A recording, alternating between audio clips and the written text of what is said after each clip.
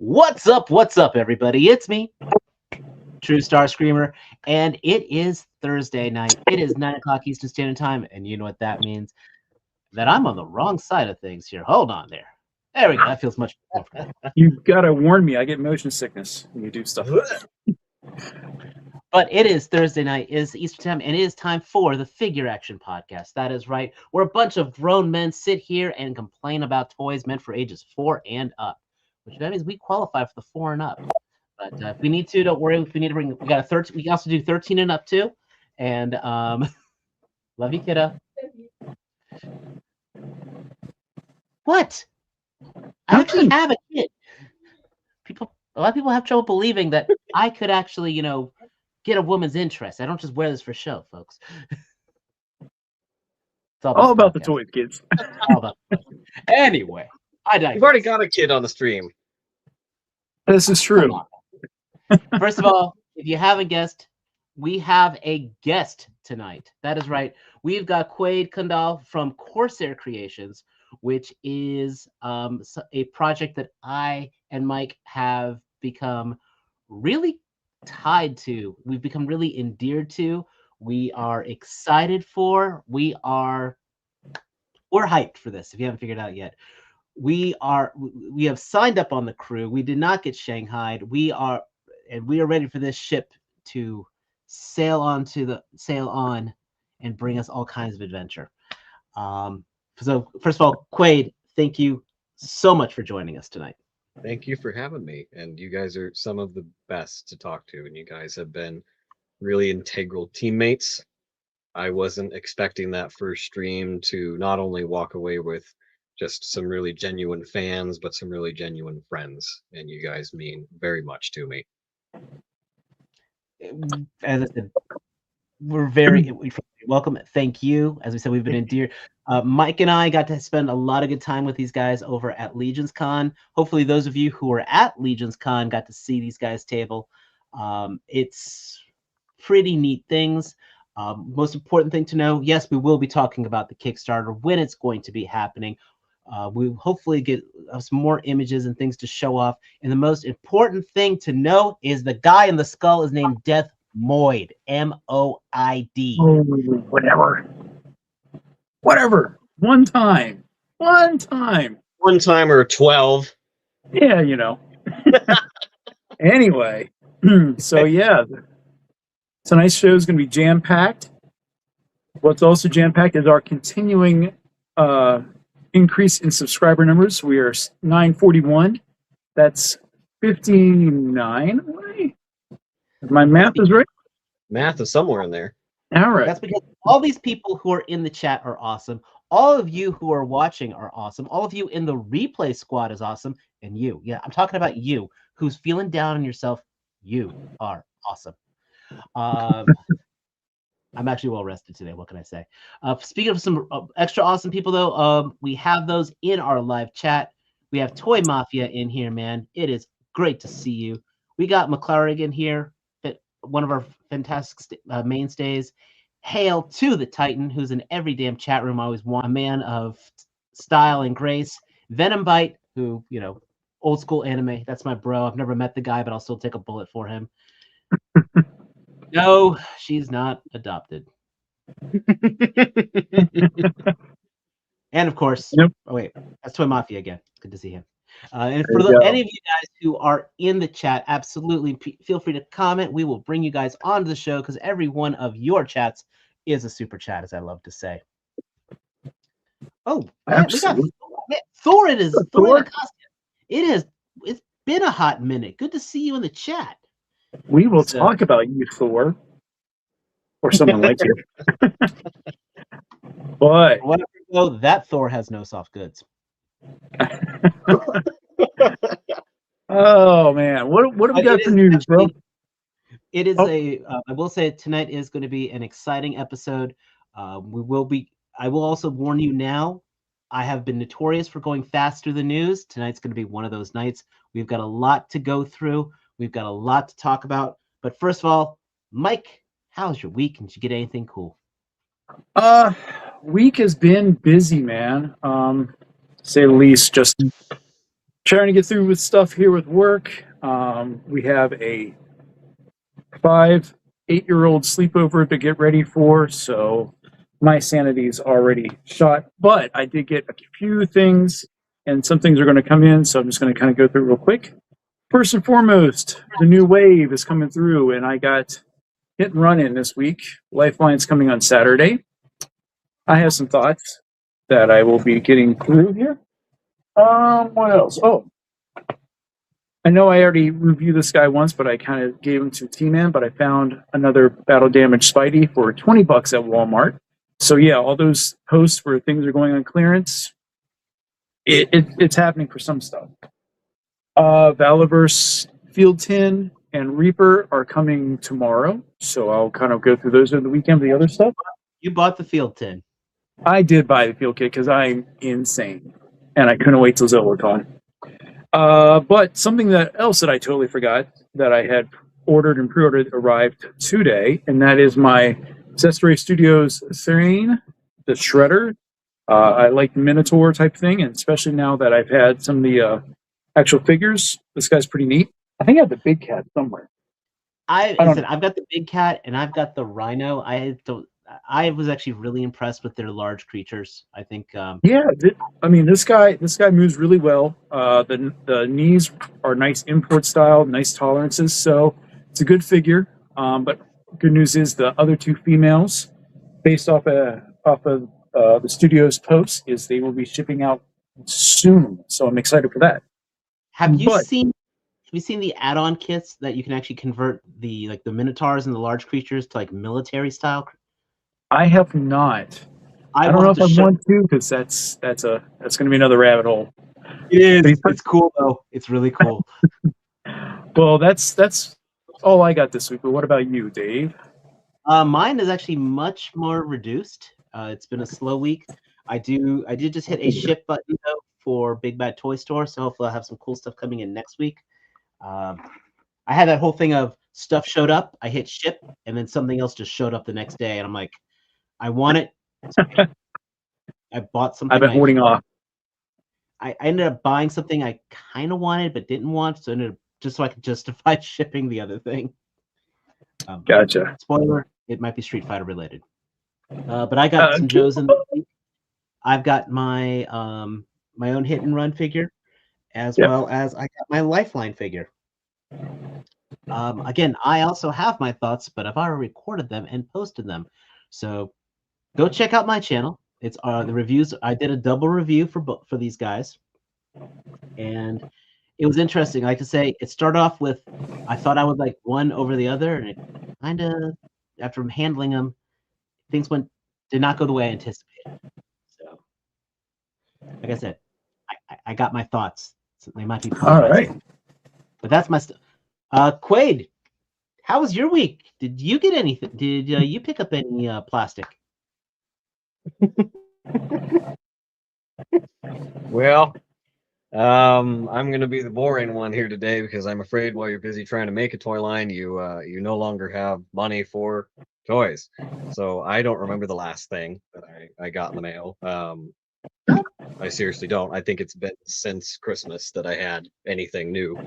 I have some things, maybe 2 things on order that I'm excited for, but those won't be here for quite a while. So I wish I had something to show off. It's just my pretty face, apparently. It is. There you go.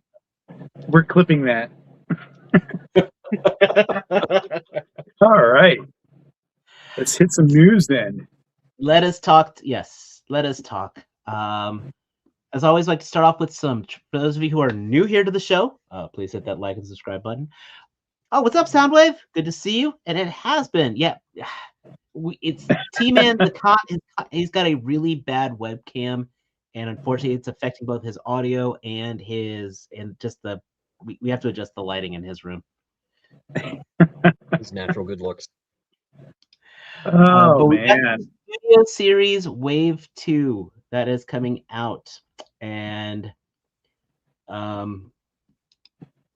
there's some neat things. First of all, this Astro Train looks amazing. I think this is This is new. This is not the rehash of the Earth Siege. I don't think. If it is, then the colors are just dead on perfect. Because Nope, it looks like it's a new mold or at least new parts to go with it. But I like the effects. I really do. I like it a lot better than that weird trailer that he had with all those add-on weapons. So yeah, I liked it. But see, that's the thing. I liked it. I like the little add-on things, but I also picked up the third-party, not caboose, but cart that went with the Right. fans toys guy. No, I liked them, but it was like, again, I think they were unnecessary to me, and they drove up the price of the toy. So like Yeah. this, I like everything I see here. I like the blaster effects. I like the rocket effects. I love the smoke effect. So, and again, I've been reading the Energon comics, so Astro Train just got that much cooler. So that Yeah. one's got me excited. But speaking of the siege mode, this looks like the exact same Shockwave without those parts. Who's totally ship. Yep. What do you think as a Transformers fan, Quig?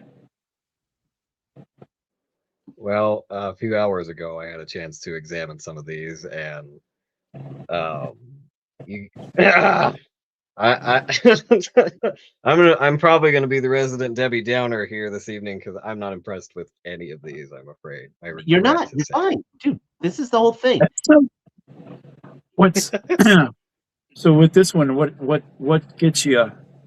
Well, about Shockwave? my only hang up when it comes to what we're switching to now as far as Transformers is we're very much focusing on that cartoon accuracy, which is not necessarily for everybody. It's not something that makes me jump up and down. What they did with the War for Cybertron trilogy was what made me, as someone who tends to prefer the more realistic approach to a Transformer, start enjoying some of those G1 designs just because they were a little bit more detailed and intricate. And so now that we've switched into the 86 aesthetic, hard and fast, I'm not as excited. But this Shockwave is a rehash for one. He is pretty much the same toy, he's just smoothed out, so he's not terribly exciting for me. And I'm very happy with that Astro Train's robot mode. I have to say, he could just be terribly mistransformed, but I appreciate the smoke effect and the train mode looks nice, but everything else kind of makes me sick, I'm afraid. I do very much like that siege mold. It does a lot right for me. And I just, with what I'm seeing with these photos, I'm not very excited. And it's too bad because I absolutely love Astro Train and Shockwave. They're two of my most favorites. Shockwave looks fine. He's a perfectly good figure because the siege figure is good, but it's a little boring for my take anyway. I can't fault any of those opinions. Nope. This though, I did Yes. not. I love this, and especially because they did not transform in the movie, but that was definitely concept art of them transforming. Kranix is cool. I like him. Yes, this is neat.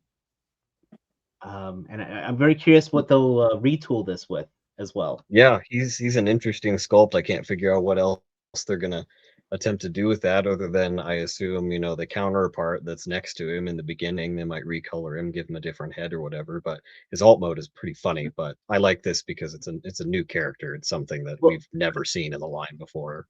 Exactly. I mean, the alt mode was a concept. I saw that in a sketchbook on the internet once. This is pretty neat. Maybe they'll repackage him with a Sharkticon. Yes, that would be. You know what? And cool.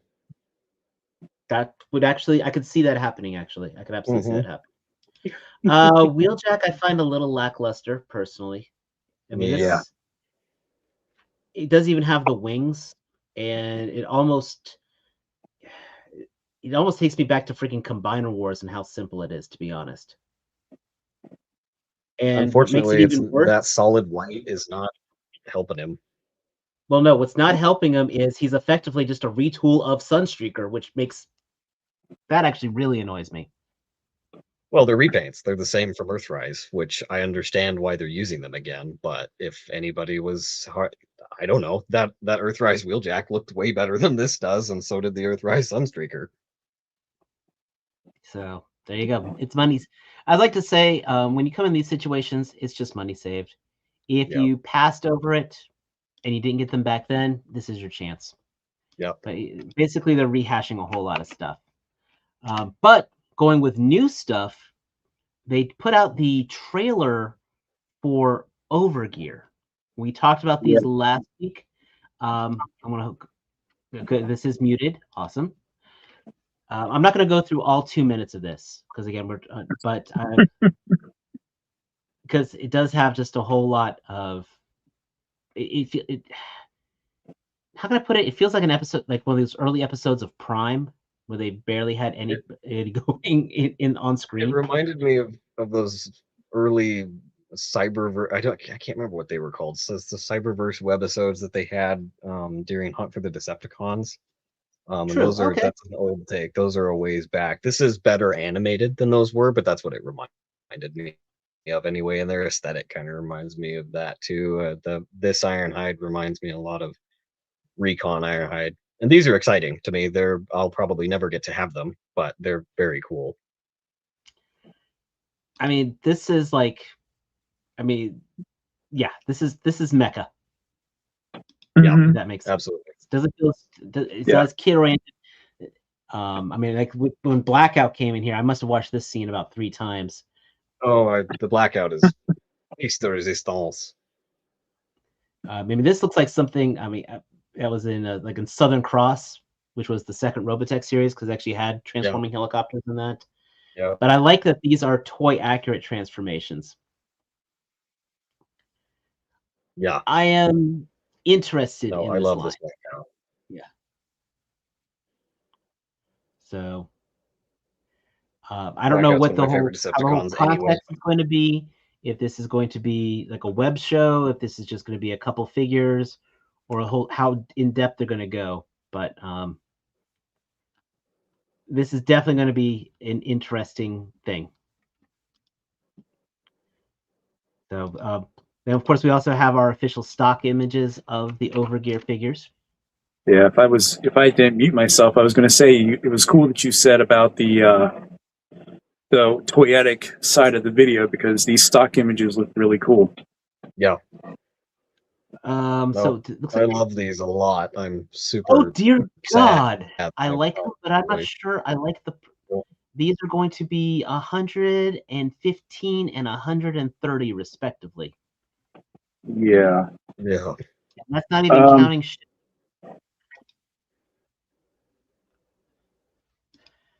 That's gutting because they look so fun. Yeah. Yeah. Can we take a moment and dude, I hope you're feeling all right. Sucks to hear about the wreck. Oh my God. Dude. I will try not to make you laugh. Yeah. Don't say anything funny all night long, Dave. Thoughts are out for you, effortless. Oh, dude, yeah, seriously. Hopefully we'll be showing some stuff that you'll like to help take your mind off pain. Agreed. Or transfer it to your wallet, one of the two. Ironhide is interesting looking. I like the colors, and I like the design. Because like you, Quaid, I liked Toon when I was growing up, but I like a little bit of flair, and this definitely reaches back. These are doing something that I've always wanted to see, which is essentially taking that movie aesthetic and applying it to a G1 character, or the other way around. Because Blackout is taking, somebody that was not necessarily exclusive to the movie, but we all know that story. They just slapped a name on a new character. But Blackout specifically is doing so. He's taking an aesthetic that was very much established in that real world confine and kind of giving it some of those cartoon attributes to where he might fit in a couple other places in the collection. And I just think it's a really cool interpretation of the character. Ironhide's vehicle mode couldn't be more appropriate for him. Why does he have Blackout's tail fin on there? I guess you can take parts from each other and put them. They've got these modular capabilities to it. These are like what the G.I. Joe crossovers should be. In a way, yes.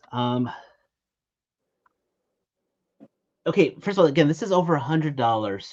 Yeah. And it looks like it's still all plastic though. Yeah, Yeah. I but don't think if it is all new digest. tooling. Yep. I Totally new understand sculpt. it's all new tooling, but at the same time, Oh, I'm not justifying the price. I mean, I No. say stuff's overpriced as it is, but you that's can definitely cool. see the changes. That's cool. I like how he's got the scope in there. Right. That right there got me hooked. So So these are if they could interesting. Such a find a different way of bringing these mode. stateside and bring the price down a little, you know, Well, I'd be out of the game even if these were upwards of $70. I can't do it, which is heartbreaking because these are some of the first things I've seen in a while that made me excited. I agree, but again, it's just I can't. Yeah, I can't justify this over $100. There's not even any die cast or anything in that. So Yeah. Overgear. Now but things that I am excited for that I will buy that is actually economical, by the way, and that is the AMK Pro Bumblebee. Now they do have their stripped down version of these, Quaid. So if you do want some Transformer representation that doesn't cost as much as these, but this is going to be going for $50, and he does come with Spike. And Spike articulates? They do have die cast. He looks 5 POA. Okay. Looks But good. he looks great. I mean, I'm a huge fan of this line. I do have all that's come out right now for the AMK G1 stuff. This is my G1 representation. I always like to say these are basically, if you wanted a masterpiece body that doesn't transform, here you go. Yep. The articulation of these are fantastic. They do have a little bit of die cast in them. That gun was Cliffjumper's gun, though. That was not his gun. Yep. Which, of course, they're going to make a Cliffjumper because they'd be a fool not to, because it's an easy remold. Yep. But yeah, that's pretty cool. I mean, the fact that it comes with a stand, it comes with a with the spikes, you can get double annoying commentary in your head from the cartoon. Yep. This is a good thing. And it looks like the hands have a little bit of articulation. You've got both the plug and play hands, and looks like the hands themselves also have a little bit of articulation as well. So, okay, this looks like an extra from Thomas the Train. It's the boost, right? It's all about the boost. Yep, that's the boost. It has that death stare. So, yeah. Again, I'm in on this line. I've been enjoying this. I was doing the 3 zeros, and then these came out. Do I have like that right there is awesome.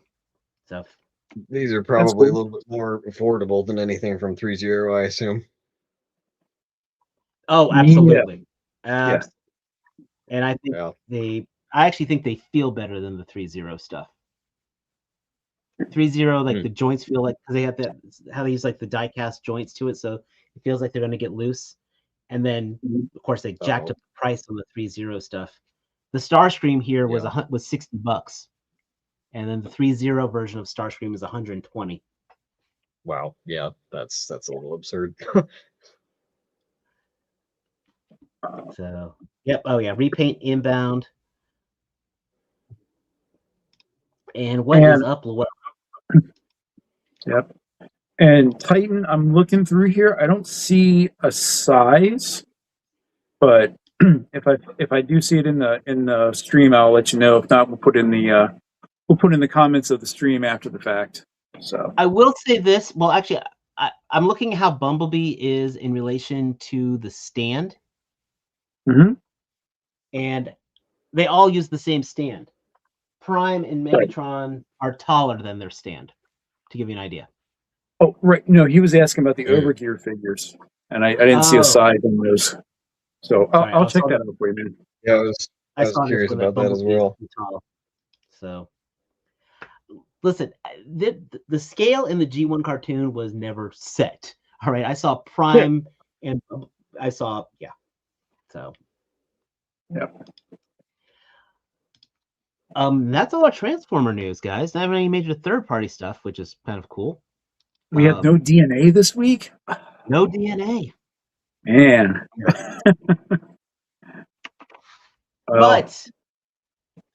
But changing things, we actually had a major shift in the toyverse.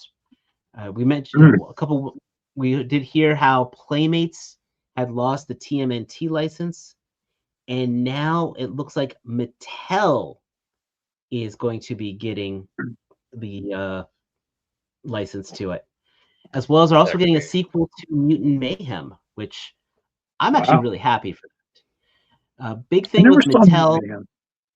Well, it was a kids movie, so, and that's.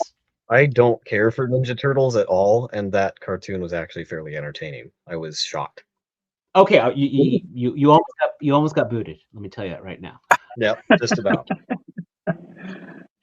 They had pirates and turtles, just saying. But this is interesting in the fact that this is Mattel making some big moves and getting a lot of big IPs relatively close together. So, between oh, go ahead. Well, I was gonna say, there's a lot of cool things that Mattel is doing right now. I think the biggest thing that Mattel is doing is actually catering to kids. They are throwing us old folks a bone every now and then, but they're reinvesting in their IPs and making them kid friendly, making affordable figures for the kids to be picked up.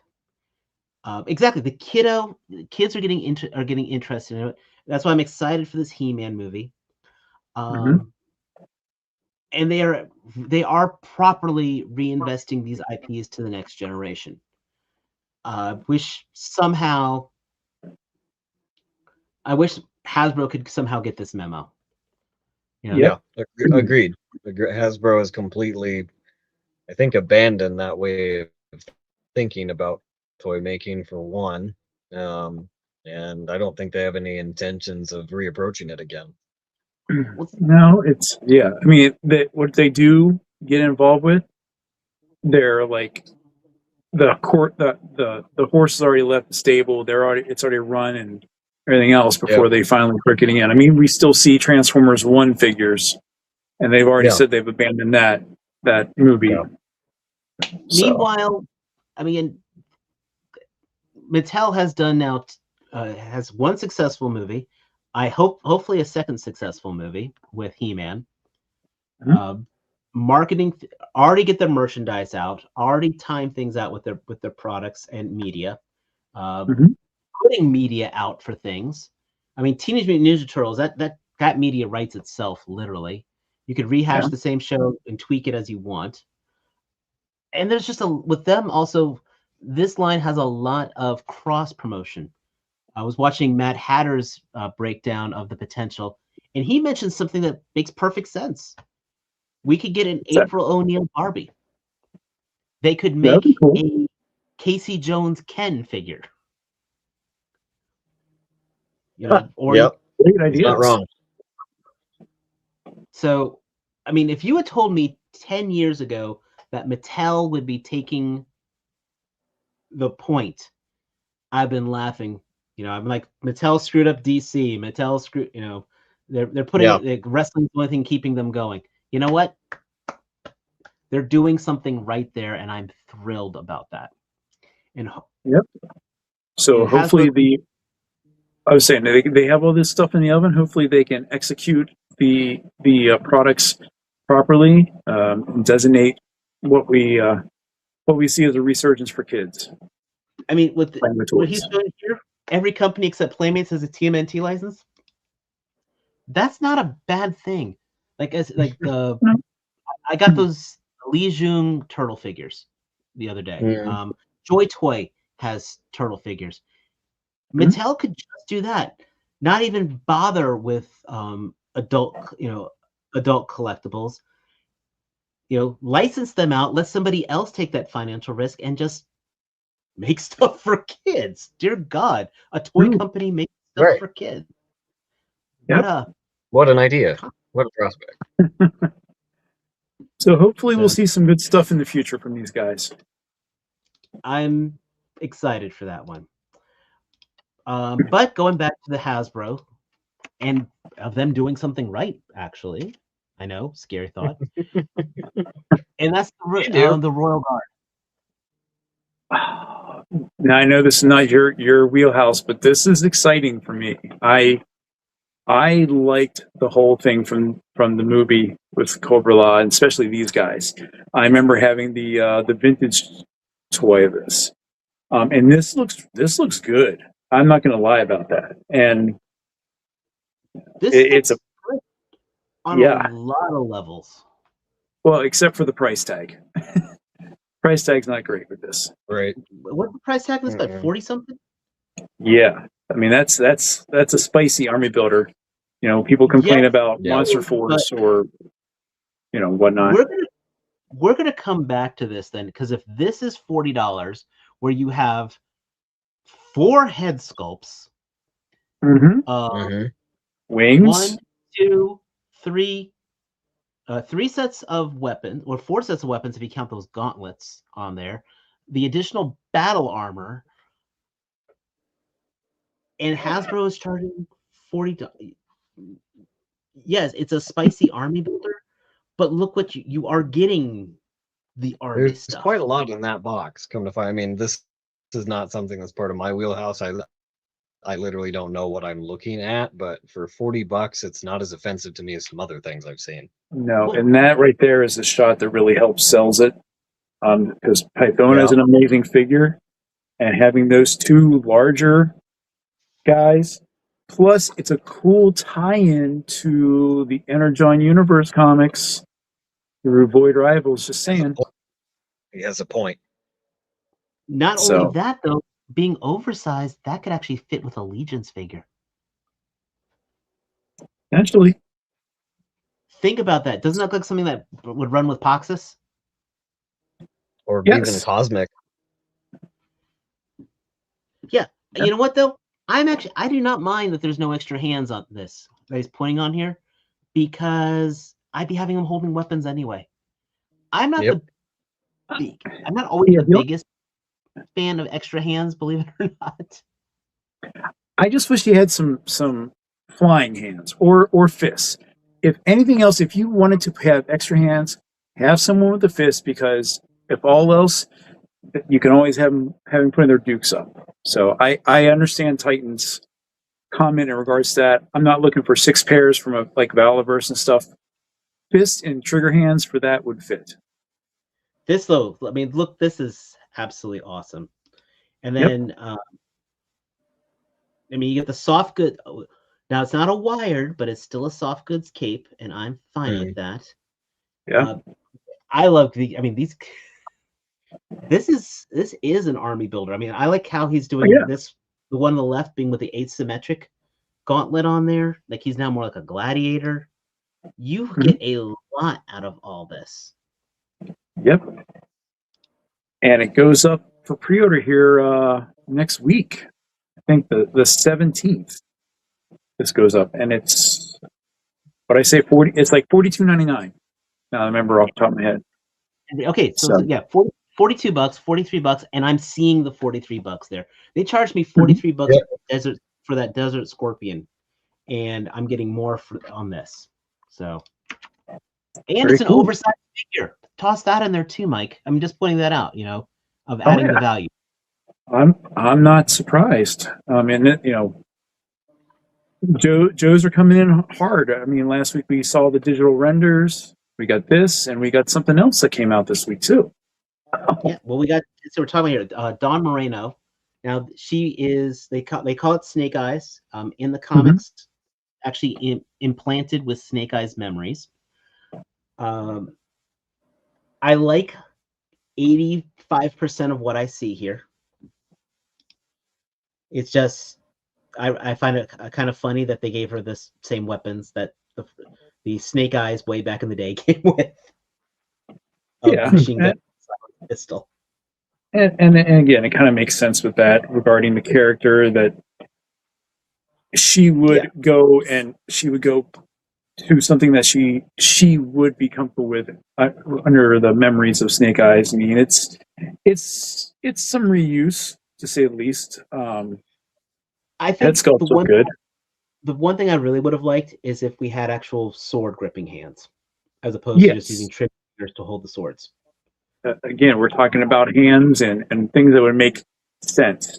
Now, she is a little controversial because, back in 2017, we had a whole bunch of stuff going on in the world, and the whole thing of like, well, let's just switch our favorite characters, gender or color, or anything like that. It was that time frame for things, and this is where, Larry was kind of ahead of his time with this stuff and saying, I'm doing this for me, and I like that the whole new path I can take with the story. So remember, he actually killed Snake Eyes for a while. Oh yeah, he killed him with that rebirth of Serpentor, and that's when his story's starting getting a little crazy. Not as crazy as the Casino and Revanche cyborgs, but I'm digressing a lot of stuff. But yeah, she's available now, today. Yes. So I do want her. Again, she is in the Real American Hero comic. She's not in the Energon line. And I'm also really liking how we're getting characters from both of the comics in this stuff. So if you don't care for this design, don't worry, because she's not mainline. You can pass on her. There is no nostalgia for her. But if you are a fan of the current comic, you finally have her. So and she don't look bad. Nope. Now we're gonna hit the big one now, which is the Marvel reveals that came out this week. Now, this one, there's definitely things I want to buy. Abso-freaking-lutely. This Falcon is on that list, actually. Yeah, so Secret Wars. Yes, this is the Secret Wars Falcon in that awesome retro gear. And he actually comes with the Falcon. Yep. I mean, I get why they did the lenticular shield. I could care less about it personally, but that was the gimmick from the original 80s toy line. Yep. The fact that they're doing it is interesting, considering that they kind of don't seem to want to prioritize playability or child appeal anymore, and yet it's probably just a nostalgia grab. But the fact that they come it is a nostalgia grab because that was used to attract us when we were kids. This was well before you were born, unfortunately. Unaware of them all the same. I mean, it's nice use of the vulture style wings. And I do like that he is using. I guess is this a variation of the Sunfire body? I can't tell, but he does have butterfly joints, which every winged character should have butterfly joints. Yeah.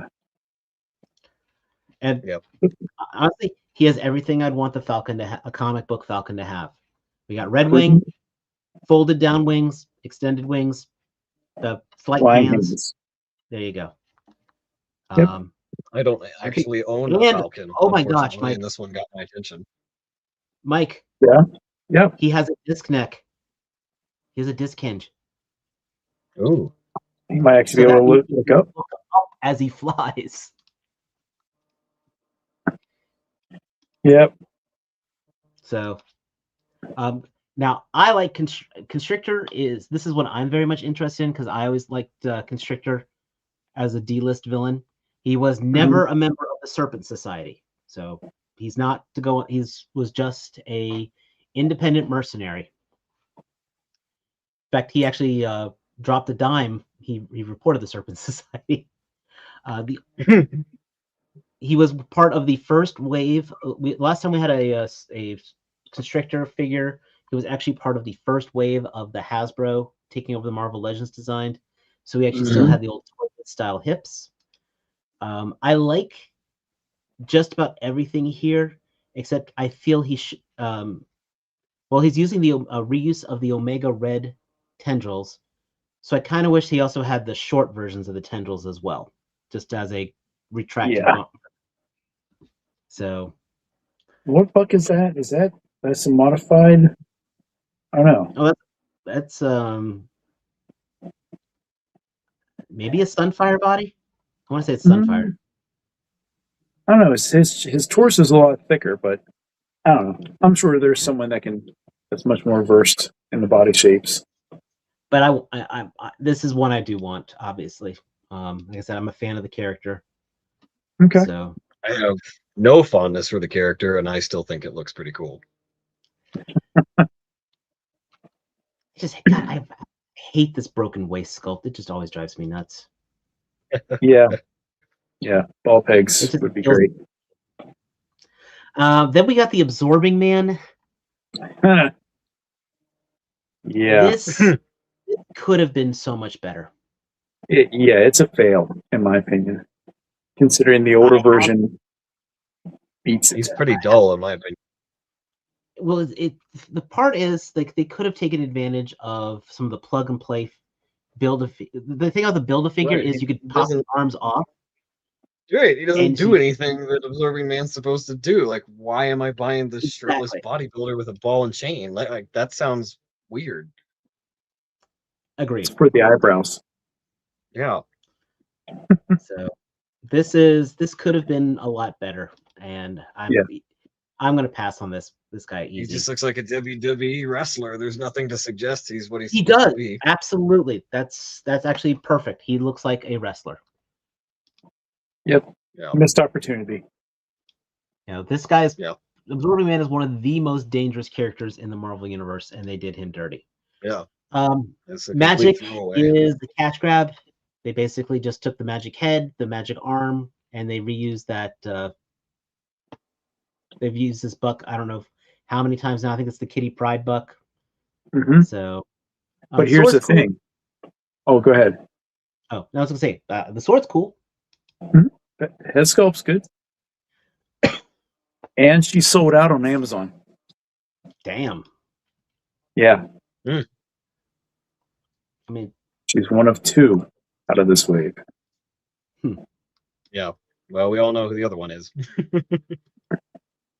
Constrictor. You're right. Right. Yeah. Yeah. Yep. Not this one. And then we get this one's neat. Yeah, not this one. I don't need this, and whoever posed this, I'm sorry, you failed because it's such a cool idea, and they didn't do it right. They once again, you didn't do the whole job because who doesn't like the visual of the symbiote doing what it's supposed to do? But why is it only 25% of the job? He's propping himself up with the flipping hand. Spider-Man figures should always come with 2 flipping hands, 2 web crawling hands, and 2 fists at a minimum. What's up, brother Winston? And Akateki Magic Sword on Pulse as well. You know what would have been cool for this? If they would have sculpted little clip-on parts for like the legs. Instead of making the mold like that, they could have done a play feature and just having things stuck in there. Right, he's another one. You could have had a cool Spider-Man from being a toy first, and he doesn't do anything toy-y. He just sells one panel. I don't understand the point. How you're supposed to play with him? You're just posing and forgetting because he's got a little blob there. He's got a little venom. Yeah. So then we've got Daredevil. I want Daredevil. This is the figure I need in my life. This is the Daredevil I have been waiting for. It is very nice. Take this guy and stick him in the maximum packaging and make him $50. They could have. This could have been a maximum Daredevil, absolutely. And I don't know. It's got the updated articulation with a mid torso, and I'm assuming it's either a ball peg or a straight thing that's hidden by the belt. I mean, the sonar effect. I'm also not a giant Daredevil fan, but this got my attention immediately. I don't know if I'll ever be able to get a hold of one, but he's very cool looking. Oh, he'll probably show up at a Target or a GameStop. I won't ever show up in a Target or a GameStop. So that's my problem. You say that now. It's interesting. I mean, I can't. this guy does have the his batons that can stick together. Look really cool. Yep. I like the black accents. As long as the execution is good. Does he still has the duck feet though? That's the one thing that does annoy me. Yes, but okay, like this picture right here. This is how you sell a figure. It is showing every piece of articulation that you want to see, including him looking up again. So, yep. You get your two hands, you get your fist, you get your gesturing. You're like he's throwing the baton. What I like is that there's a, I think there's like a male figure here, so you can plug the batons together. You can take that out. I mean, yes, to be greedy, I would have liked an unmasked head, but I'm fine. Then we also get the Muse and Bullseye 2-pack. I mean, they're absolutely remolds of each other. The only thing, they have slightly different overlays, but it's the same buck, and I want them. I want them. Yeah, I mean, it's the Vulcan. I just hate the drop shoulders, but I mean, we unexpected guest this evening. Hey, how are you? I'm good. How are you? Not bad, not bad. Good to see you. you. Interrupt what y'all are doing, but nope, we're talking toys. That's great to see you. Yeah. How are you guys? Oh, rocking and rolling. Spending too much money on plastic. Work my tail off. Well, hey, but don't go too far because we're going to be talking about you guys here in a little bit. So I got a couple of questions for you. So, but yeah, so this is a Pulse exclusive. So that's the only thing that kind of stinks. If you don't have, Agreed. the clicking down off the bat, there's potential for this to be missed. But Muse looks like he came just out of the comic. So agreed. I want these. I want these. Probably cost you. I'll probably be complaining about the price, but yeah, I forget what they are. What they even said. Come on. But they will be available. Hopefully, they cost less than the Game Reverse Punisher. Well, we'll find out. I think in March.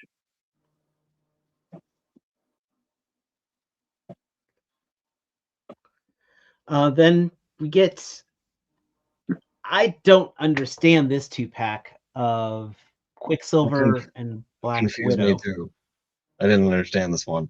I don't. This is from the early 2000s. I don't normally think of those two pairs. What's that? I just don't really think of those two paired together.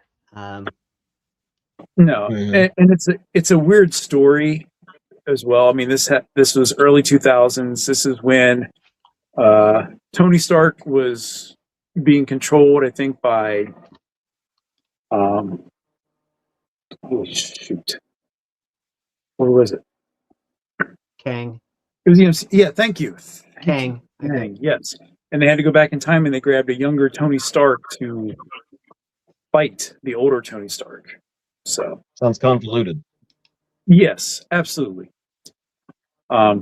Deluxe Black Widow body, female buck, they should be using for everyone now. Nice accents and face sculpts are awesome for both these guys. Quicksilver, is it a hostage pack? That's the question. If you want the Black Widow because you like the buck and the face sculpts, you're stuck buying Quicksilver. I've never seen Quicksilver in this particular look before. I doubt it's necessarily uncommon, but I imagine he is not sought after. Yeah. What were you saying, Dave? She doesn't even have any gear. Like, she doesn't even have the gauntlet. She's pretty bare bones. Like, she doesn't even have the Widow Sting blaster. Yeah, so. Speaking of bare bones, we get the Onslaught re-release. I mean, I have the Build-A-Figure. You get Cool. If you didn't get them, you can get them without having to go to a comic book shop. This is one that I missed, so I'm The vaguely coloring's curious nice. about Yeah, and you're getting the head that Okay. you only had to get in the you had to get in the Build-A-Figure wave. So Yep. it. Yeah.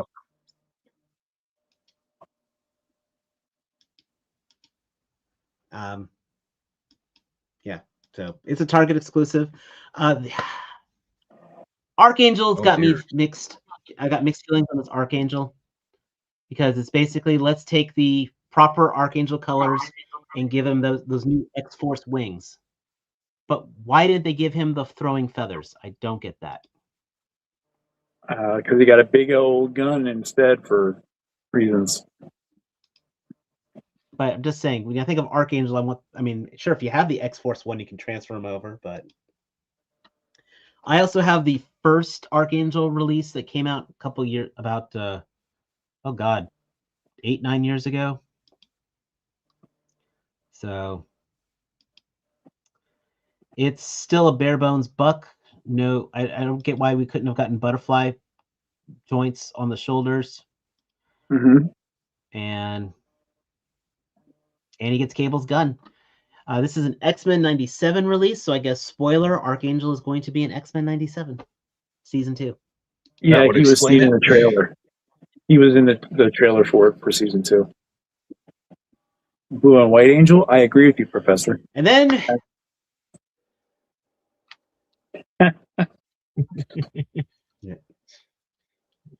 and then we get this. Our Maximum Thor, who is he's got a thick soft goods cape. Yes. It is wired. Yes.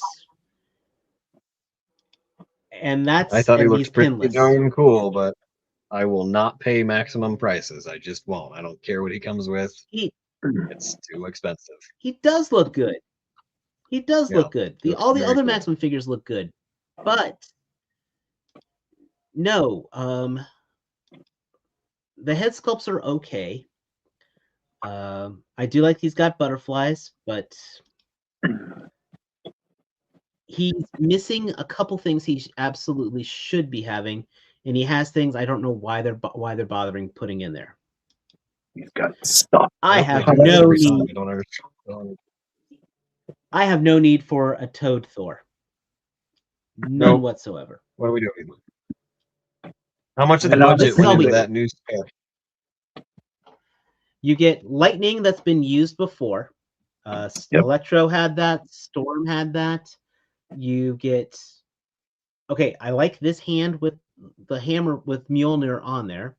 You get a loose Mjolnir. You get just the handle to tuck behind his head, which is kind of stupid when they could have just done detachable Mjolnir. Go figure. Right, what's that about? Why? You get the unmasked, you get the unhelmeted head, you get a faceplate, and you get the frog. He was $30, I'd say sure, but no. Yeah. Well, yeah, I would say that the head, the helmet, and the hair are all detachable. Those are actually all heads, I thought. But Okay. I don't know. But Dave, go ahead. the biggest thing, no, at a bare minimum, he should have had a spinning hammer effect, which we've had now with which they had that with the Ragnarok Thor. Mhm. At a That's bare what I'm minimum, sticking with. or or a swinging hammer effect. You know, a motion piece as he's throwing it down there. Yep. And maybe a lightning bolt, like an actual like a lightning effect attached to the hammer coming off of it. There's 101 things they could have done. I don't know how much more And they think this they is can going take from consumers. for $50. Sorry, $53. Yep. Let's Don't care go that there's back wires to in that his Cobra cape. Law. Let's go back to that Cobra Law figure. Yep. 4 head sculpts, 6 sets of weapons, wings, and that thing is $10 less. Probably a slightly bigger figure as well. Yes. And it's all retooling that will never be reused. Yeah. Yep. I think our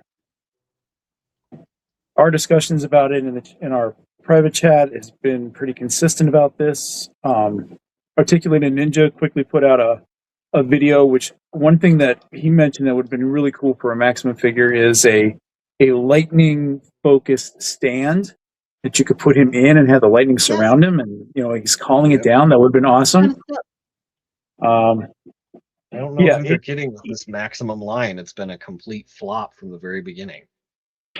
I mean, other than Spider-Man, which was a good mold that it was on a lot of people's lists, but for $60, not okay. No, not okay. So, and especially, looking at that Royal Guard, which is that Royal Guard's gonna have that exclusive packaging too. Don't forget that it's gonna have all that pretty Cobra Law packaging, which is money in that too. That is, but jokes that is prestige packaging, so it's probably gonna have better. The box is going to look better than this Thor as well. Most likely. Yeah. This is Hasbro literally has played themselves on this one. Every time. Yeah. So for me, if I would go into this, it's going to be the long game. Because as you can see now, both Spider-Man and Hulk are coming down in prices on major big box sites. So I mean, play the long game. Don't give a message back to Hasbro saying do better. Or go buy the other Thor buy that Ragnarok Thor and buy yourself a cloth goods cape. Yes. Yep. Yes. There's plenty of alternates. Yeah. Finally, in news, we have from Storm Collectibles. I am personally in on this line, and I have loved every damn release they've had, and they are finally releasing their Chun-Li. And she looks gorgeous. Yeah, I've never messed with any of the Sturm Arena, though I did get offered the translucent one from someone. So the translucent, I guess, Kenner Ryu that just came out on BBTS. So I don't know. I might be gifted something. Everyone needs to handle one of these. This is pure hand candy. This is everything that this scale action figure should be doing. Yeah, Mike, you need to you're doing yourself a disservice. Cancel an Operation Monster Force figure and buy this and buy one of these instead. It's Mike needs more stuff. And be Mike less frustrated. doesn't need more stuff as it is, or as it is right now. Well, I'm just saying, just any of them. That Baki dang it, I went for you. That Baki the Grappler figure that I had T buy. It's just everyone who is collects this 1/12 scale should at least get one of those figures just to see what it's like. I cannot say it enough. I mean, this right here is the money pose for Chun-Li for me, because I know after handling these figures, I know it will be able to balance like this beautifully. So. Oh, Professor agrees with the new guy. So cool. So, and that is the last of our news. As far for the minor league stuff, because we do have, of course, the most important news that we need to be talking about. Absolutely. And that is the Tide-Realm Corsairs has announced when their Kickstarter is going to be going in effect. And this is why I no longer sleep at night. Well, I haven't slept in a year. Yep. Let's put you on here. Please tell our viewers. Well, it's a huge piece of relief just to have the landing page up, period, because that's pretty much when the main part of the marketing campaign really begins. But at the same time, then you have a whole other thing, because now reality hits, and once that landing page is up, it means that it's go, go, go every single day, which we've been prepared for. But there's a difference between, I don't know, I spent the last month working to make that happen, and then in 24 hours, suddenly it was done, and now the real job begins. But it shot up by about 300 followers in almost 3 days, so that was very, very encouraging. And what is it at now? 360, Mhm. something like that. We are at 360 bodies that are Okay. following. So it's been pretty steady, and it's only been out for about a week or so. And then I Yeah. think 5 days in, we decided to drop when the goal is for the launch. Now it's still, you could use the word tentative. May 1st is pretty well locked in at this point. But again, the factory numbers are still being sorted out. It's just that those gears are finally turning now. Okay. So if it went exponentially slower than it is currently, then it could get pushed out a little bit longer. But at this point, it doesn't seem likely. May 1st seems to be a very realistic goal at this point. So that's why we decided to make that public. Cool. Now, Well- you need to send me a DM about 2 minutes before you hit that live button, right? Right, just so No, that you can make I sure you're got that. number one. No. He said make sure Mike's number one. Got it. Oh, right. That's right. That's right. That's the whole problem. But you know me and stuff, and let's kind of go back a little bit, because as always, I like slides, and I got some pretty pictures to show everyone Mike's of worked hard. what we've been doing, or what you guys have been doing, I should say, not me. I'm just here to spend money. Precisely. That's what we like to hear. But you know, you are one of the few alums that we've had come back onto the show. We're trying. He's got the credit card right there. There you go. But this is an opportunity. This is our opportunity to get back into the sea and return back to the Tide-Realms. Now, like I said, as an alum, you were with us on the 1st of October, which was very cool. I mean, we got a chance to talk a lot about the line, your thoughts, your history, both of y'all investing so much time, energy into this line. Between the tone and everything else, it definitely it brought Dave and I in, as you can tell. It was really a good conversation. It was one of the best. Thank you. And it introduced us to the three captains, Morningstar, Charybdis, and Death Moid. And one of the things I think we kind of closed out with is what success looked like for the project. And then that was kind of going on, and the buildup was in November. This was the first big step that you guys were talking about in success, and that was a little show you guys were involved with, Legions Con. A little one, yeah. Just a tiny one. And it was your first. I think pretty much everyone except for me, it was their first Legions Con, and the experience was fantastic. But I want to kind of hear it from both you guys. How was it to be at a show like that and showcasing your life in toy form?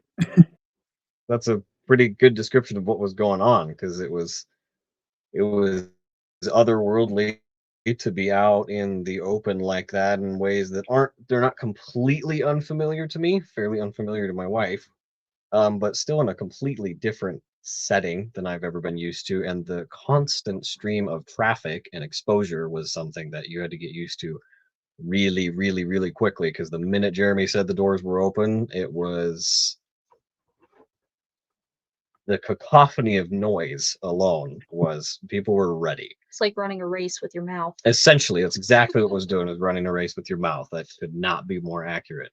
But despite how physically and emotionally taxing it was, you'd think it wouldn't really be that physically taxing. You're just staying at a table, but it was exhausting. Just getting a break to either run to the restroom or hope to find food alone was a struggle. But despite all of the mechanical,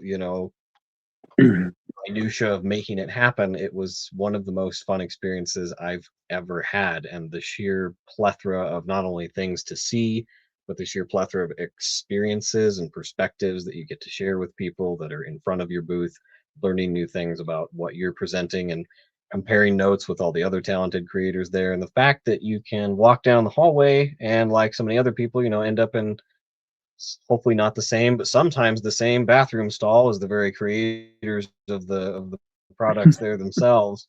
So it was just a blast, and it didn't stop for the whole 48 hours we were there. It just continued to crescendo into more and more excitement, and it's paid off extremely well, not only because of course that was an investment for the success of the line and the sheer number of people that we have come to us online that got to see these in person clearly appreciated it very much, and that we're most grateful to Four Horsemen for, to be able to give that to people. And people were super supportive while we were there too, asking us if we needed anything and stuff like that, which was awesome. We were taken care of extremely well, to the point that somebody mistook us for somebody's children.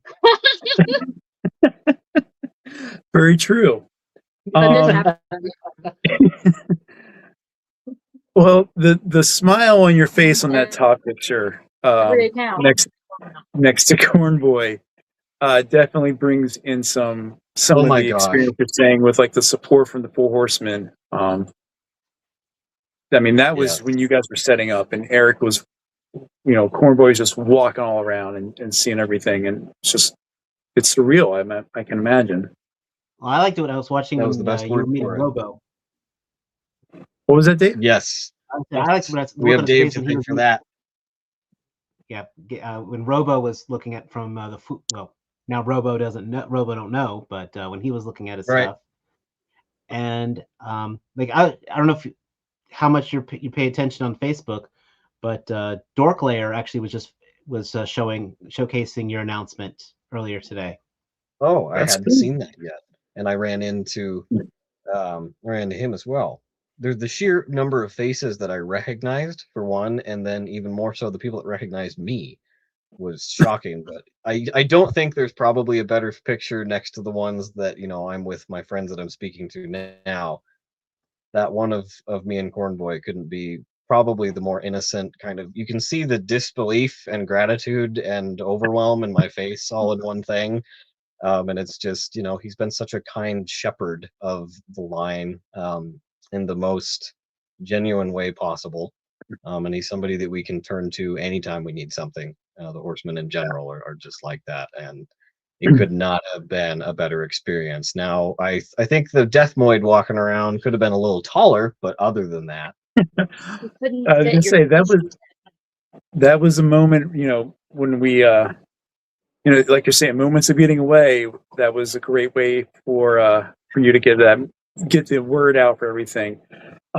Beautiful diorama pieces you guys had on the table, stickers, which for those that go to Legion's Con, that is a big thing, and that was a smart idea for you guys to have, because they went like crazy. We should have bought so many more. They were gone on that first day. That's a good thing, though. You were Yes. Yeah. Dave is completely right. But it was fun to be around there and watching from an experienced.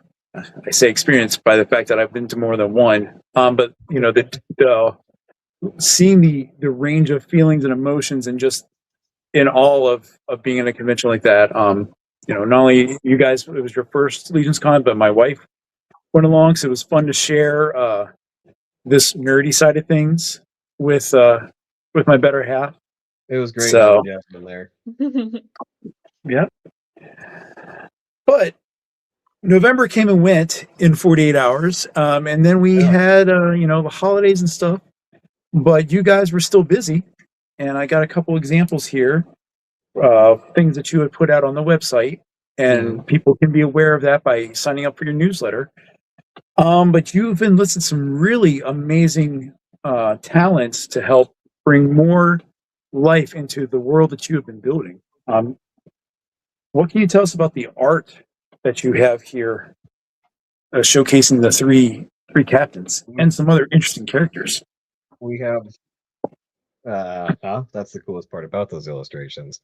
We have some incredible talent over at Edge Comics in the form of Noah Caballero, and he knocks it out of the park with every time he puts pencil to paper, or in this case stylus to iPad or whatever. But he cranks it out in such ridiculous speed that I wonder if there isn't some substance involved. And at the same time, he's so creatively intuitive that, you know, he's adaptable. He's very much in the same zone as me. It couldn't be a better match as far as, you know, I talk about what it was like to work with the Horsemen to get the sculpts out. This is pretty much the same process. He's just so anticipatory of what we're after that it's not hard to communicate a concept and have it out there really, really quickly, and if not quickly, really, really effectively. And so these 3 panels here are 3 of several that we've got coming down the pipeline from him, and they're just there specifically for world building purposes and giving people an even more depthful look at some of the intentions and potential that this line has. A lot of these extraneous characters that are pictured beside our 3 main captains here that are the flagship characters for Wave 1 are, you have side characters that are either first mates or people that have just as big implications for the story as Morningstar does. We have Kezia Capstan in the corner there, who is just as big a player as him. We have our endearing little Snitch the Crab in the forefront with all the Tideborn next to Charybdis.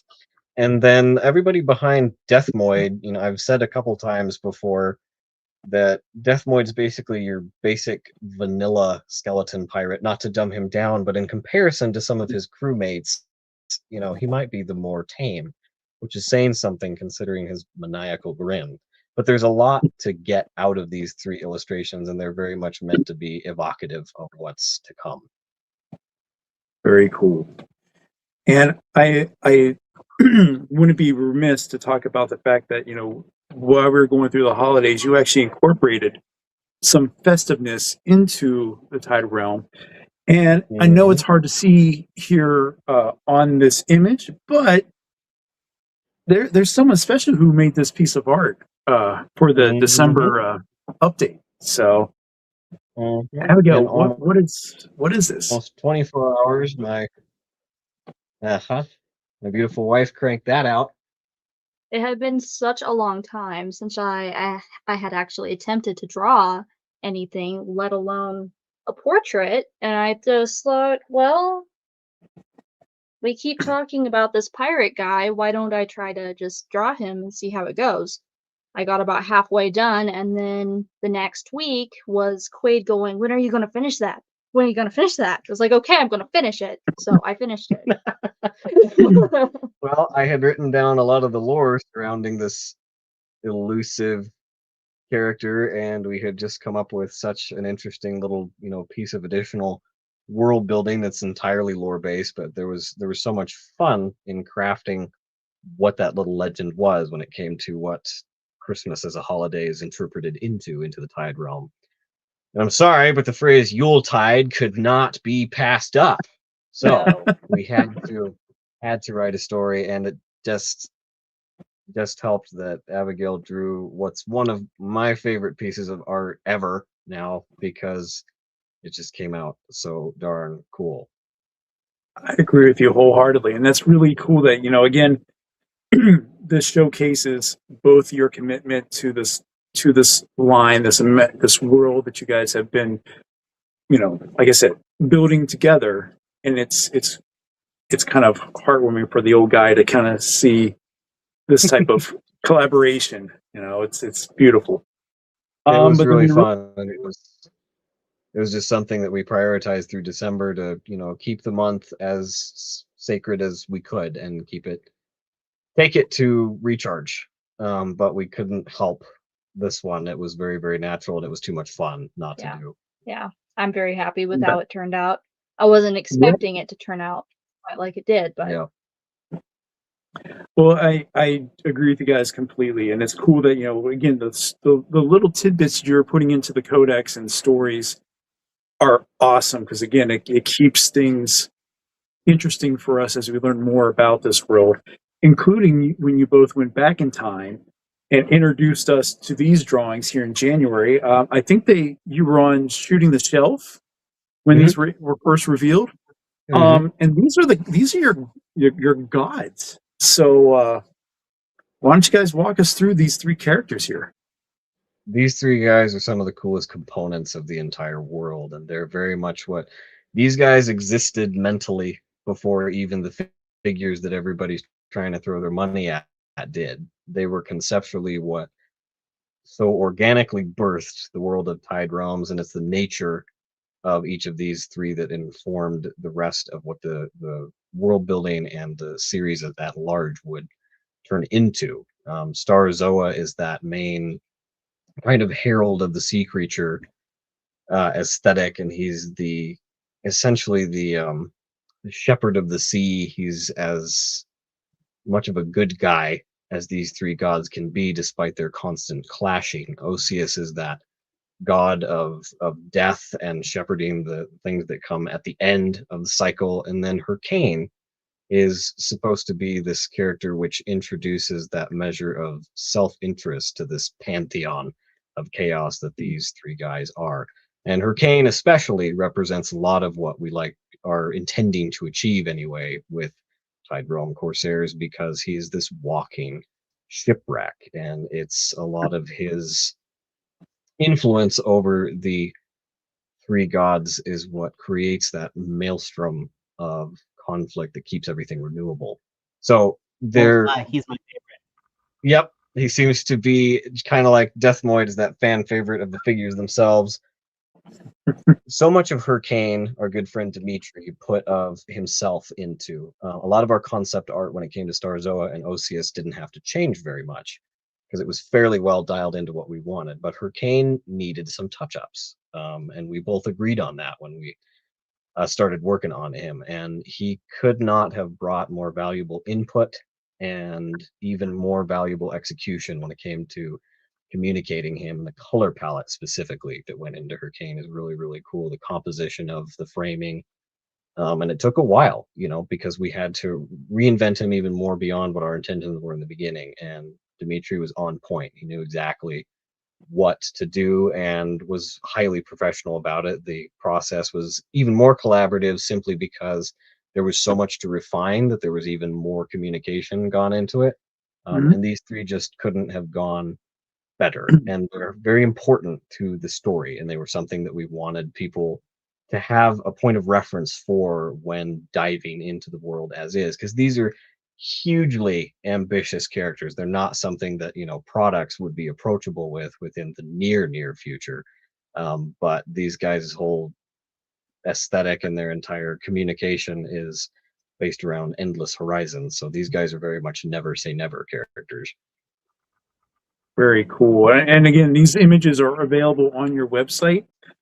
So for those that can't really see the detail, these are not your standard, figures. These are gods. And if you can't tell in regards to the images here again because of the detail, these are, to go back to Transformers for a second, these are Metroplex size embodiments of the world, especially with Osius, and you see like in the bottom there's little dots in the green ocean.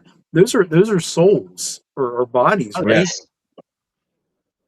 Yes. And Hurricane is actually made of ship parts, by the way it looks, right? Yeah, Hurricane. He has probably the summoning of Hurricane as like the most cinematic image I had in my head. Just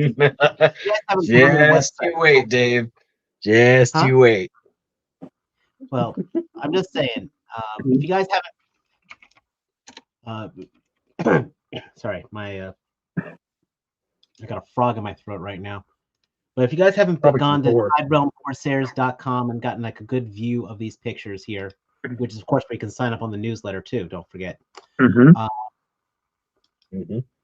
And again, we're going into the. Oh, I'm sorry, I didn't mean to interrupt you, Dave. I was going to say, just that Hurricane is just literally an embodiment of all this pirate wreckage, and I just again the forming of him, whether you think of like a Transformer combiner or just this boats and stuff coming from the ocean floor swirling together, and then this body just stands up, is just like I love. It's a Super Bowl money shot, is what Hurricane is. Yes. Now So- you mentioned the artist Dimitri. How did you get in contact with him, or how did you guys get to meet up? Because I mean, you're getting all this amazing artwork and meeting these talented people. How are you guys connecting? Dimitri was from Geeked Out Click. That was one of the very first groups that reached out to us, him and his friend John, to do a live stream. I think it was maybe our second or third, perhaps. And so it was, one, just an enjoyable conversation. And then they were some of our first contacts we had ever. So when we were looking to try as best we could to expand our limited art department, I just asked him if he knew anybody. And his answer was a very simple hand raise. And he showed me some of what he does. And I went, "You're perfect. Just let's see what you got." And he cranked it out. I think he started about the same time we were headed to Legion's Con. He started working on these guys, and so by mid-January, they were ready. Very cool. and now, tying back into what we're doing with the toys, you guys provided a really cool breakout of the figures themselves, and of course, I wanted to showcase the fan favorite that you guys have been talking about with this captain. You kind of went down, like I said, step by step of where all the articulation is going to go into these figures. How was it the process with the Four Horsemen to go through these conversations on where you were looking for particular points of articulation, things that you wanted to showcase and make sure that when these figures are made, it's what you wanted? We wanted these figures to be just as intuitive as a lot of the things that come from Horsemen as is, especially some things like their 2.0 night bodies are just extremely natural feeling in hand. And while these characters are very different in silhouette, we wanted to communicate the same thing in our product. And they're obviously such experts in the craft that it was not very hard to quickly establish what we were after. And so what's interesting about the breakdown of the articulation that you look at here is that these are the things that we were able to implement just in the, pre-production prototype sculpting phase. And a prototype as such is exactly that. While these are as close to final as possible, they are not yet. So now that we've had a few conversations with the factory, there's some additional implements that we're looking to be able to make even to what's already here. Some of them we have to go back and forth on a little bit more just to figure out if they're completely realistic or not. But one thing I can say is that the neck joint for the villain captains has been expanded to not only have the ball joint, of course, at the skull, but the ball joint at the base of the neck. So you're going to get a lot more expressive movement out of their neck joint as well. And then there's some things that we're looking into. Those I can't confirm yet because we have to figure out with some of the lines proposed cross compatibility. There's some requirements we want to meet, but there's some additional complexity in the shoulders that we're seeing if we can't make that happen. So my main point is that there's a lot more of the process that you get to explore when going into the production side of these things. And once you have the factory's capabilities in front of you, this prototype's potential expands just a little bit. So this is a very solid breakdown of what to expect already, but there's the potential for when these come out from production that they'll have a even little bit more going on than what this suggests. Okay. Questions I had when I was looking at the breakdown, obviously some of the things we look at here is kind of synonymous with what the style is with Four Horsemen. Not that this is a Four Horsemen, style that we're following. Make sure I'm phrasing this right. But the things like the single jointed knees and the elbows, is there discussions on like how far those are going to be able to move? Because then with single joints versus double joints and such, it really is like we think we talked before, is a balance between keeping the style as well as the freedom to move that body around. It's a balance between, effectively doing the communication of character that you're looking for without fully compromising the silhouette just for mobility, without losing the extent of the mobility that you desire for a character like this. So the pirate captains only needed to be pushed so far before their silhouettes started to just crumble based on insisting that they do things that a gymnast might. However, these guys, the single jointed elbows and knees were something that I was very confident in, not only because of the things that I'd already seen the Horsemen do with them recently, but because we're working with similar assets that something like the Star Wars Black Series works with. And that line has really, really good success with naturalistic, deep elbow and knee cuts on single jointed engineering. And so it was not very difficult to find a balance between what we wanted these guys' form to feel like and look like, and find a structure there that was intuitive while handling them. So the elbows are a little bit past 90 just for how deep we were able to get the sleeves.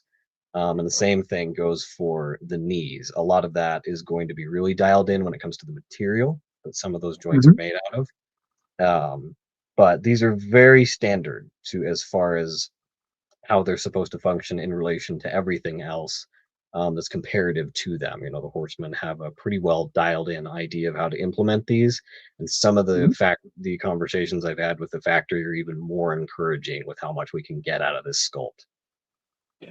So is there a potential to, through discussions, move from the ab crunch hinge to a ball peg in the torso section, similar to what we saw with the Valiant Knight 2.0? Is that something that was discussed in your prototyping? So the ab crunch was implemented for a couple different reasons. One of the main reasons being to distinguish itself primarily from the other lines, and the other reason being there is a particular level of cross compatibility with these guys that we've actually just recently been able to implement. It's something that once we get further in with the factory, we'll really confirm whether it's going to work, but we're pretty confident it's going to. So for the ball peg system kind of circulating around the entirety of the figure's form, that's mostly prioritized within what Horseman does for that modularity silhouette. And not only is that something that these guys don't do to the same level as that, but they have a proportional difference in what you expect from a Legion's figure that it did not look very natural when trying to achieve it. However, the range that you get from the ab crunch not only achieves virtually the same effect, but because we're able to engineer the torso piece to articulate the way that it does, the neck and collar piece of each of these three captains is actually removable and cross compatible with everybody. So their clothing can be transferred between character to character. So the only things on the captain body that's directly locking you into the biology of that character is, of course, their head, their neck, their hands, and their feet. And those are all interchangeable. So theoretically, you could take all the pieces from Captain Deathmoid here and throw them on Captain Charybdis and have yourself a coraled up undead pirate. Or you could take all the pieces from Deathmoid and have yourself, a standard dark brown skeleton pirate who's, dumbed down the evil aesthetic. There's going to be a lot more interchangeability with these than we thought in the initial design. Well, this is very exciting, and it's cool to see. Again, it's always neat to see behind the curtain and seeing how everything is broken down.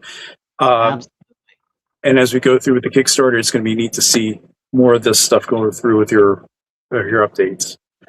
Talking about production stuff is probably one of the most fascinating parts of this entire process. I love every single time I get to sit down with our production manager, because not only do I either learn something new or have a preconceived notion confirmed for me, but it's really, really, really intriguing to be able to meet some of the needs that we know fans are going to have with this sculpt and push that to its fullest extent with these three guys.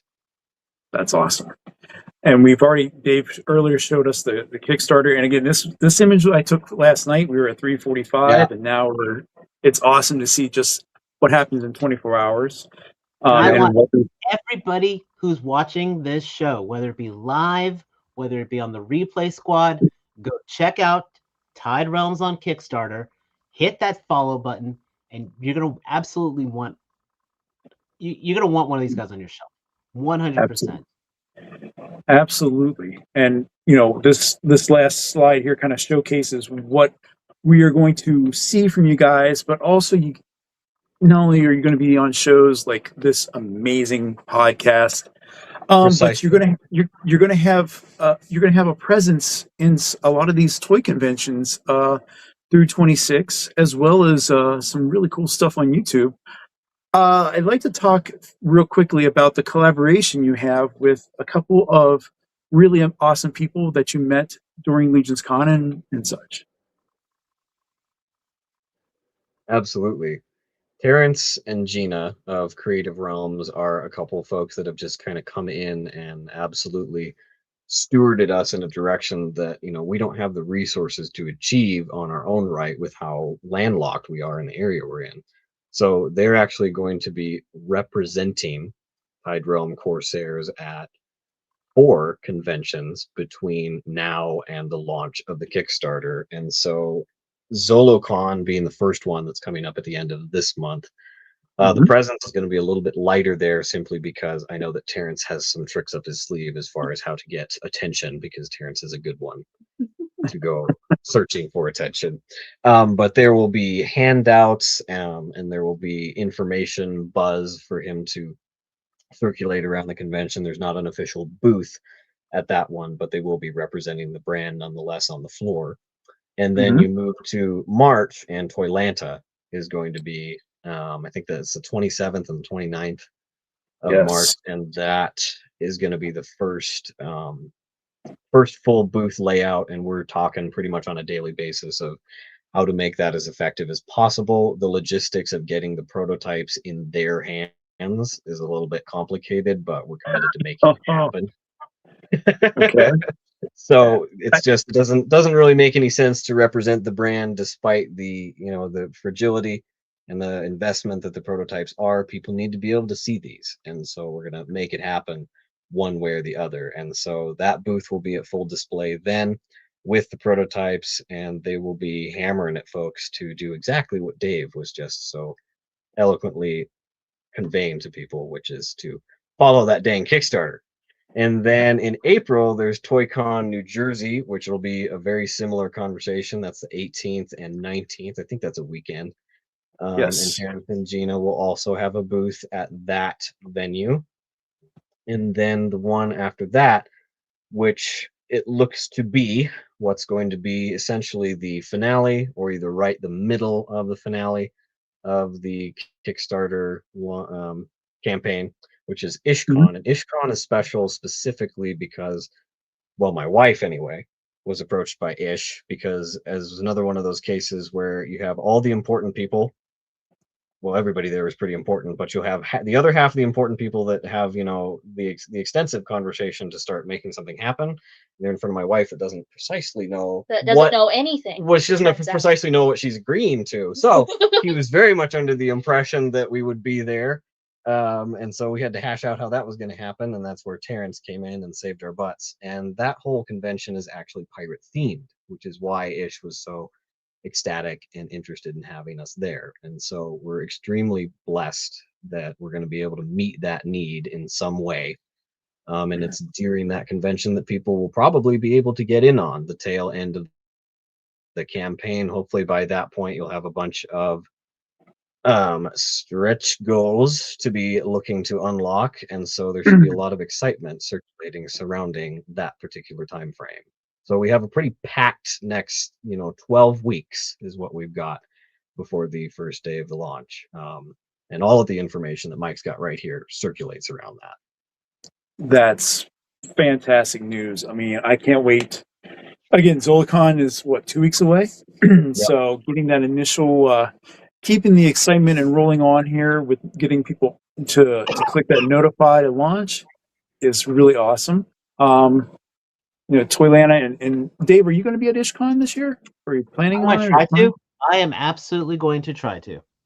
All right, and I will be up at ToyCon New Jersey as well. So I mean, anything East Coast wise, I'm going to be there and helping rep things along here. So it's really cool.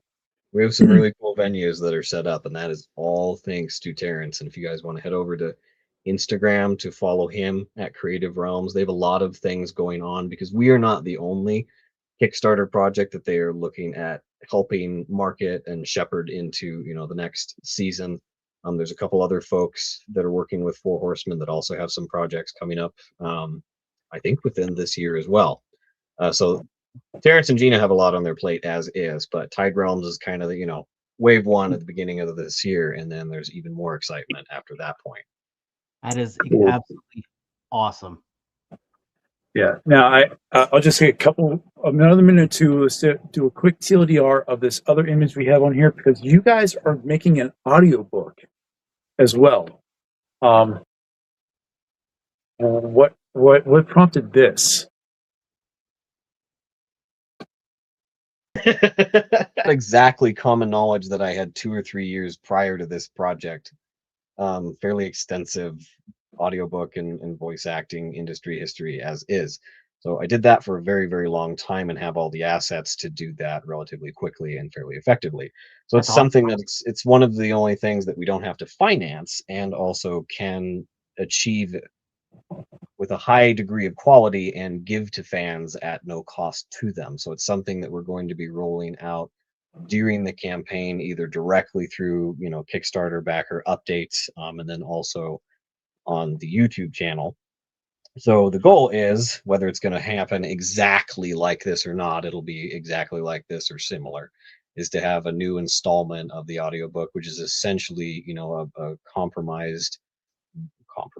a big compiled volume of year one's story, which is, whether you can believe it or not, just the tip of the iceberg of what this world has to offer. But it's fully narrated. It's going to be fully it's an audio presentation. It's not just a boring old Quaid sitting there reading the book. It's voice acting, it's music, it's sound effects, it's getting you immersed into the world as most depthfully as possible. Hopefully a little bit of imagery as well. Yes, that's the other Okay. part of the goal, is to work in as much imagery as we already have to work with and some additional imagery that we're still working on.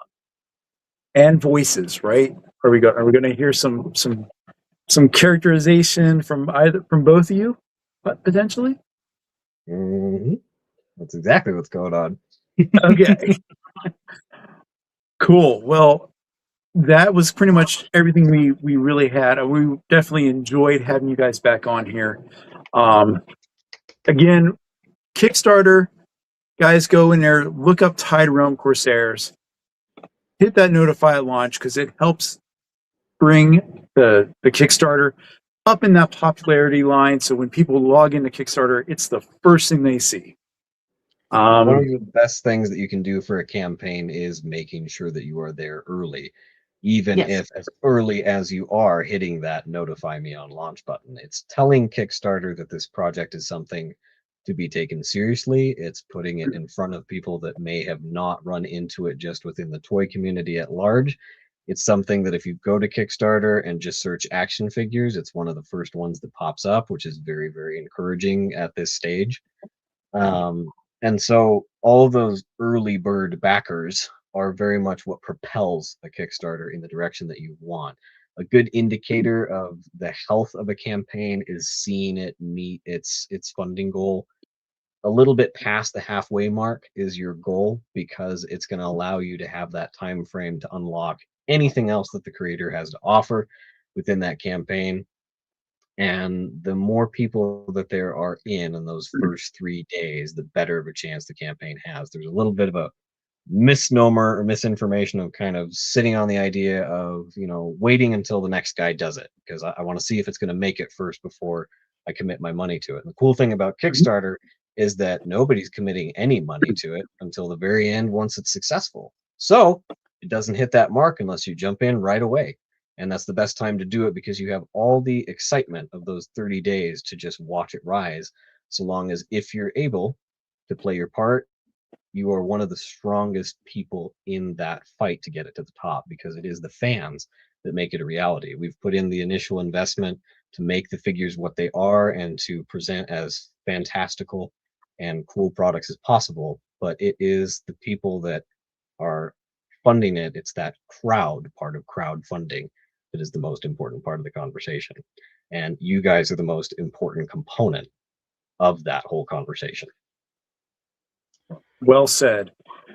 I don't know what else to say, guys. We love love having you guys on here. We're definitely going to keep up with you guys as we go through, and May is going to be a super exciting month for you guys. Just don't pull your hair out. We're here along for the ride. So you're here to grab each other's throats and probably tear each other's hair out to get the first backer spot. That's what's happening. Look, I thought we already worked this out. I sent you the money already. Oh, right. That's right. All that under the table dealing, that it wouldn't be pirates if we weren't dealing under the table. I mean, Dave was already waving the card. I mean, but Smacking the camera. We don't have tap to pay at Corsairs yet.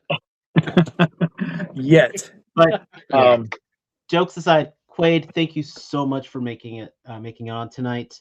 Of course. Again, we're going a little over, so I want to thank everybody for sticking with us as well. Again, please hit that like button. Please hit that subscribe button if you are new. Go check out Tide-Realm Go check out the Kickstarter. Hit that favorite button. If you got anybody who's collecting all these cool independent things, if you know people who got Savage Crucible, they need some of these, because come on, Como would look great with a pirate captain. If you know people, everyone who's doing the Four Horsemen stuff, tell them about this. Anybody who's a One Piece fan, because dear God, if they're not, they'll tell you. They need to be in on this. So this is the ones to follow, guys. I'm telling you as a friend, I'm telling you as a geek, this is going to be something that you're going to want to be at the beginning on. As always, we want to thank everybody for joining us. We'll be here again, of course, next week. Mike, do you want to send us out, or do you want? Or... Let's have Quaid and Abigail send us out. Thank you, everybody, for being here. It means young and old, big or small, there are no small crew members on this ship, and it means very much to anybody that came out to take a listen to the long plethora of diatribes that the captain of this ship seems to have. And it just means the world that the amount of people we have behind us right now is already encouraging. And it's a huge, huge blessing to be in the community that we are, and to be able to share what we have to them. And to be here again with Mike and Dave is a whole other blessing and a half. Awesome. Oh, thank you very much. And with that, everyone, have a great week. Kiss everyone for Valentine's Day. Thank you for watching the chat.